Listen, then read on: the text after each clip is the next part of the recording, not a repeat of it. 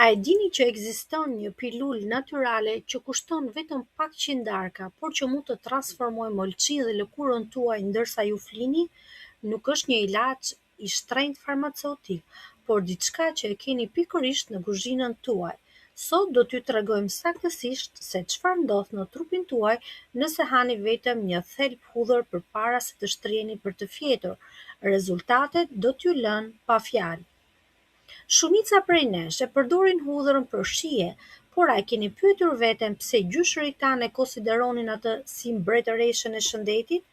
Shkenca e thot qartë, konsumimi i saj në mbrëmje aktivizon procese detoksifikimi që nuk ndodhin në asnjë kohë tjetër të ditës, nga pastrimi i mushkërive deri tek ulja e kolesterolit. Ja pse ky ritual i thjesht duhet të bëhet pjesë e natës tuaj. Mos e ha hudhër në drekë, por haje në darkë, sepse nëse e konsumon para gjumit, trupi yt kthehet në një laborator pastrimi. Në këtë video do të zbulojmë ndryshimet mahnitse që ndodhin në organizëm gjatë natës dhe gabimin e vetëm që nuk duhet të bëni kurrë gjatë konsumimit të saj. Mrekullia e hudhrës në darkë. Shumë njerëz e shmangin për shkak të aromës, por nëse do ta dini se çfarë bën një thelb i vetëm hudhre në trupin tuaj gjatë natës, nuk do të linit kurrë pa e ngrënë. Imagjinoni një pastrues natyror që punon pa u ndalur ndërsa ti fle, duke riparuar mëlçin, pastruar mushkëritë dhe rinuar lëkurën tuaj. Sot do të zbërthejmë shkencërisht pse mbrëmja është koha magjike për këtë barishte dhe si ta përdorni atë si një antibiotik i vërtetë. Qëndroni me ne sepse në fund do t'ju tregojmë dhe sekretin se si ta konsumoni pa patur asnjë shqetësim me erën e keqe të nesërmen. Pse në mbrëmje? Sekreti i bakterieve. Pse pikërisht duhet ta hani hudhrën përpara gjumit? Ekspertët shpjegojnë se gjatë natës sistemi ynë tretës nuk është i mbingarkuar me ushqime të tjera. Në këtë kohë, bakteret në stomak janë në një gjendje të brishtë. Kur hudhra hyn në sistem në këtë moment, allicina, që është përbërësi i saj aktiv, vepron me efikasitet maksimal, duke shkatëruar patogjenët dhe duke balancuar florën intestinale pa u penguar nga proceset e rënda të tretjes së ditës. Çfarë i bën alicina bakterieve? Ajo është arma kimike e hudhrës dhe mënyra se si ajo ja zgjeson bakteret është magjepsese. Është po aq edhe brutale nga pikpamja shkencore. Ajo nuk është thjesht një pengesë për bakteret, por një shkatërruese aktive. Ja se çfarë bën saktësisht alicina bakterieve. 1. Shpërthen burojën e bakterieve. Shumë baktere kanë një membran mbrojtëse. Alicina ka aftësinë të depërtojë menjëherë përmes këtyre membranave yndyrore.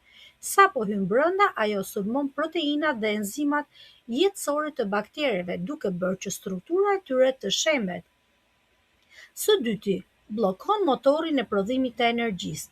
Alicina sulmon grupet e sulfurit brenda proteinave bakteriale. Ky proces quhet fiksimi i proteinave. Bakteret kanë nevojë për enzima specifike për të ushqyer dhe për të riprodhuar. Alicina i kyç këto enzima duke u bërë të pamundur bakterjeve që të marrin energji. Praktikisht, ajo i lë ato të vdesin urije. Së treti, paralizon riprodhimin. Që një infeksion të përhapet, bakteret duhet të ndahen dhe të shtohen. Alicina ndërhyn në procesin e ARN-s dhe ADN-s së bakterjeve duke u bërë të pamundur kopimin e kodit të tyre gjenetik. Kështu infeksioni mbetet në vend dhe nuk përhapet më tej në trup. Së katërti, ndryshe nga antibiotikët farmaceutik të cilët shpesh dështojnë sepse bakteret mësojnë të rezistojnë, alicina sulmon në aq shumë pika të ndryshme njëkohësisht saqë bakteret e kanë shumë të vështirë të krijojnë një mbrojtje kundër saj. Ajo është shumë selektive, ndërsa është vdekjeprurëse për bakteret e dëmshme si coli dhe salmonella, ajo tregon shumë më tepër kujdes ndaj bakterjeve të mira të zorrës që quhen probiotik, duke ndihmuar në balancimin e florës intestinale në vend që të shkatërrojë atë të gjithën siç bëjnë antibiotikët e fortë. Shënimi i rëndësishëm për alicinën që duhet ta keni parasysh.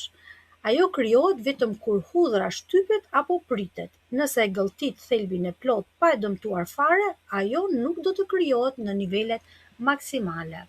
3. Përfitimi i parë, detoksi mëlçisë.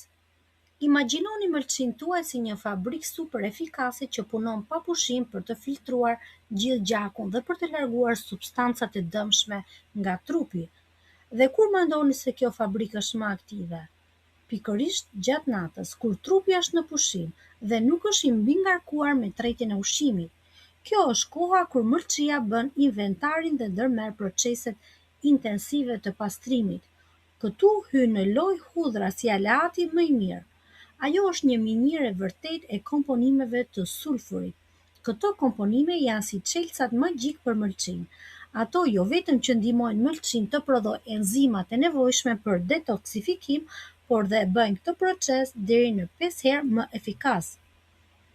Flasim për enzima si glutathion transferaz, të cilat janë thelbësore për të lidhur toksinat dhe për t'i bërë ato të tretshme në ujë që më pas trupi t'i nxjerrë lehtësisht jashtë.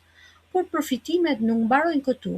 Nëse jetoni në qytete të mëdha, jeni të ekspozuar ndaj ndotjes mjedisore ose keni konsumuar ushqime të përpunuara, shanset janë që trupi juaj të ketë grumbulluar metale të rënda, si mërkurri, plumbi apo kadmiumi.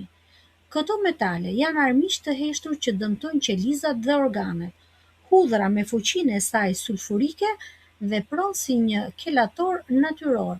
Ajo lidhet fort me këto metale të rënda dhe ndihmon në largimin e tyre nga gjaku dhe indet tuaja, duke i ofruar mëlçisë një pastrim të thellë. Një detaj thelbësor: për të aktivizuar maksimalisht këto enzima të fuqishme dhe përfitimet e hudhrës, mbani mend këtë rregull të ardhë. Shtypeni hudhrën dhe lëreni për 10 minuta në ajër përpara se ta konsumoni në mbrëmje. Kjo kohë e shkurtër i jep allicinës shansin të formohet plotësisht dhe të jetë gati për të filluar punën e saj si laboratori juaj personal i pastrimit gjatë gjumit.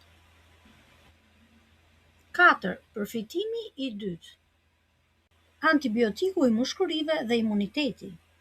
A keni përjetuar ndonjëherë atë ndjesinë e pakëndshme kur zgjoheni në mëngjes me hunë të bllokuara, një koll të thatë dhe ndoshta ndjeni se diçka po lulëzon në mushkëri? Këtu hudhra shfaqet si shpëtimtare. Gjatë natës, kur trupi është në qetësi dhe sistemet e tij janë të përqendruara në riparim, hudhra bëhet një antibiotik natyror i fuqishëm, duke sulmuar infeksionet respiratore pikërisht aty ku fillojnë. Imagjino një skuadër speciale që hyn në veprim. Përbërësit aktiv të hudhrës, veçanërisht allicina dhe derivatet e sulfurit, shpërndahen shpejt në qarkullimin e gjakut dhe më pas udhëtojnë drejt sistemit tuaj respirator. Atje ata veprojnë si dezinfektues i brendshëm, duke luftuar bakteret dhe viruset që shkaktojnë të ftohurën, gripin dhe infeksionet të tjera të rrugëve të sipërme dhe të poshtme të frymarrjes. Por ajo nuk ndalet vetëm me luftimin e infeksionit. Një nga ndihmat më të mëdha të hudhrës është aftësia e saj për të vepruar si eksprimues natyral.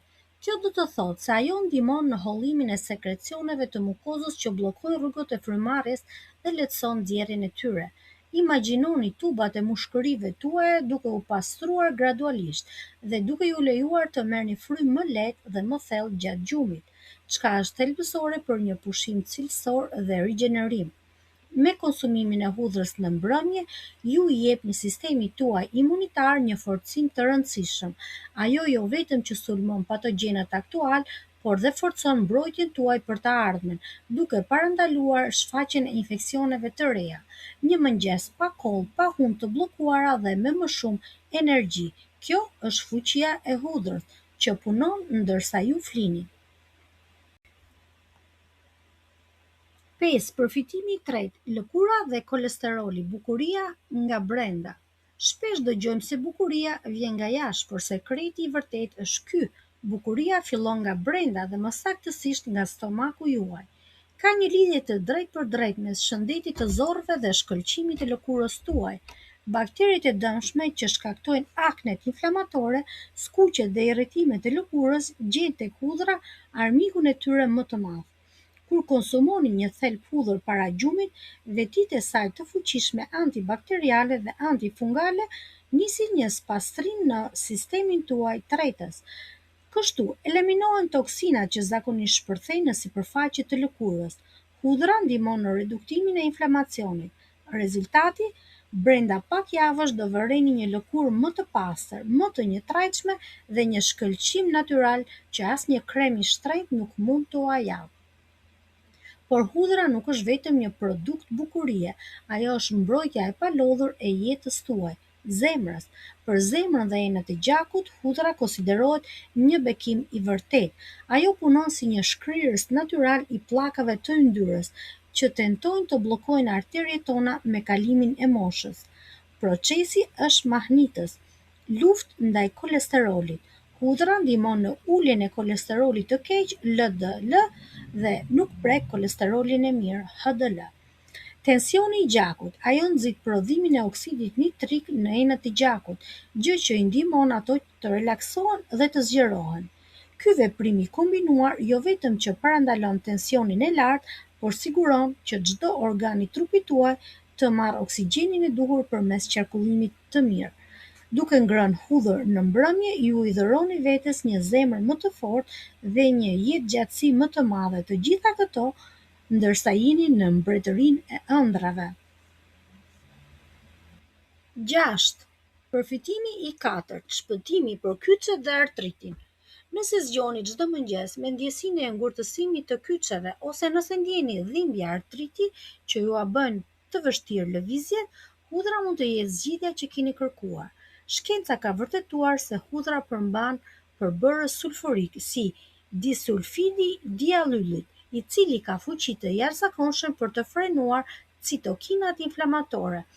Këto janë shkaktarët që sulmojnë nyjet tuaja dhe ju shkaktojnë ëndje dhe dhimbje. Kur e konsumoni hudhrën në mbrëmje, ju i jepni trupit tuaj një dozë anti-inflamatore që vepron përgjatë gjithë natës.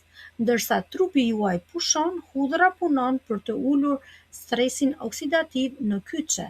Kjo do të thotë se procesi i gërryrjes së kërcit ngadalësohet dhe inflamacioni i nyjeve zbutet.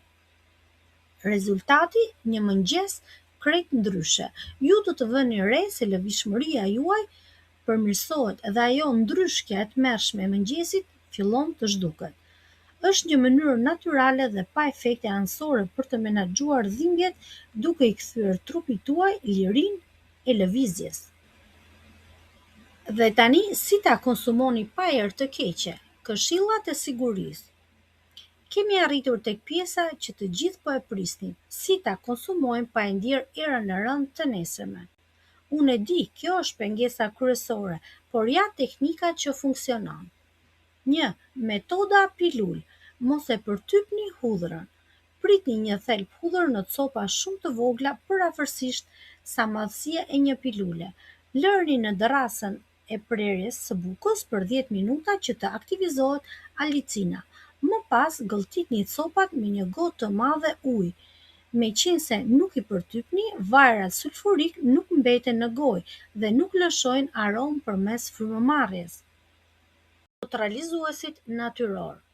Nëse ende keni frikë, hani një copë mollë të gjallë, ose përtypni pak majdanos të freskët menjëherë pas saj. Polifenolët e molla dhe klorofilit e majdanozi neutralizojnë sulfurin në mënyrë rrufe. Një paralajmërim i rëndësishëm. Megjithse është një mrekulli, hudhra nuk është për çdo. Nëse vuani nga ulçera në stomak apo gastriti akut, hudhra mund të jetë irrituese.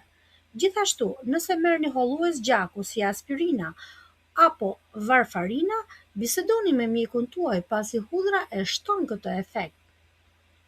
Dhe mbajini mend, nëse keni tension natyralisht shumë të ulët, konsumojini me mas.